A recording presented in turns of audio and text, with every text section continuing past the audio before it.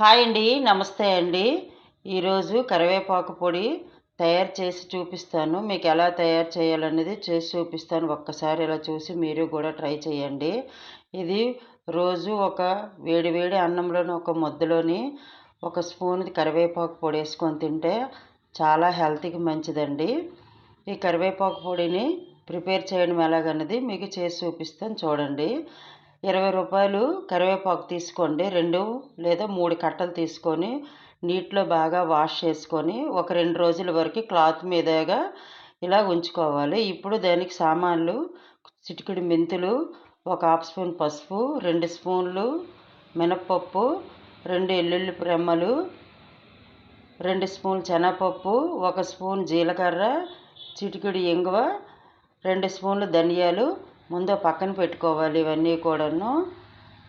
ఇప్పుడు ఒక 15 ఎండుమిరపకాయలు, చిన్న చింతపండు ఇలా తీసుకొని ఇవన్నీ కూడా ముందు సామాన్లన్నీ ఒక పక్కన పెట్టుకోండి. ఇప్పుడు ఇందులో కొంచెం ఆయిల్ వేసుకోవాలి. ఆయిల్ వేసుకొని ఫస్ట్ మనం ఉంచిన సామాన్లన్నీ కొంచెం కొంచెం ఫస్ట్ మినప్పప్పు పచ్చివాసన పోయినంత వరకు వేపుకోవాలి. తర్వాత మినప్పప్పు బాగా వేగిన తర్వాత మెంతులు కొంచెం బాగా వేగాలి, వేగకపోతే చేదొచ్చేస్తుంది. వేగిన తర్వాత జీలకర్ర, ధనియాలు ఇలా వేసుకొని వేపుకోవాలి. ఈ వేగిన తర్వాత ఇప్పుడు ఎండుమిరపకాయలు కూడా ఇందులోనే వేసుకోవాలి. మిరపకాయలు కూడా ఇలా వేపుకోవాలి. ఇవన్నీ వేగిపోయాయి కదా. ఇప్పుడు కొంచెం చింతపండు కూడా ఇందులో వేసుకొని వేపుకోవాలి మళ్ళీ 2 నిమిషాలు. ఇవన్నీ కూడాను ఒక ప్లేట్లో తీసుకొని చల్లారి పెట్టుకోవాలి. ఇవి బాగా చల్లగా అయినంత వరకు ఉంచుకోవాలి.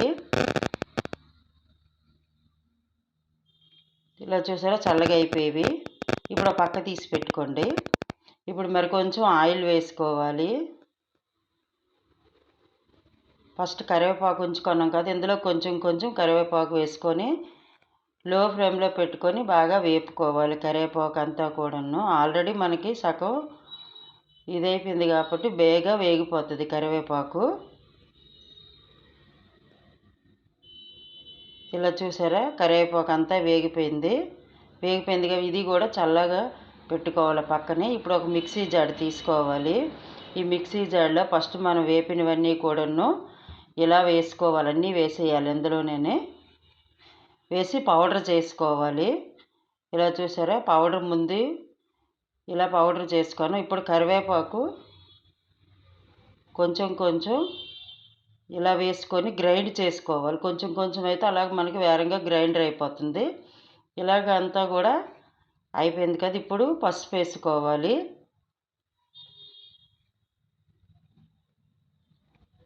కొంచెం ఇంగ పౌడర్ కూడా వేసుకోవాలి. రుచికి తగినంత మీరు చూసుకొని ఉప్పు వేసుకోండి. నేను 1 స్పూన్ ఉప్పు వేసాను. ఇలాగ మళ్ళీ గ్రైండ్ చేసుకోవాలి. ఇందులోనే లాస్ట్లో వెల్లుల్లి రెమ్మలు వేసుకోవాలి. ఇలా లాస్ట్లో వెల్లుల్లి రెమ్మలు వేసుకుంటే బాగా గ్రైండర్ అయిపోతుంది. ఇది ఒక పక్కకు తీసి పెట్టుకోవాలి. ఏదైనా ఒక హాఫ్ అన్ అవర్ వరకు బయట నుంచి ఒక డబ్బాలో స్టోరేజ్ పెట్టుకుంటే మీకు 1 మంత్ వరకు వస్తుంది. కంటి చూపు మెరుగ్గా పడుతుంది. కరివేపాకులో హెయిర్ బాగా పెరుగుతుంది. మీకు నచ్చితే నా ఛానల్ షేర్ చేయండి. నాకు లైక్ కూడా కొట్టండి.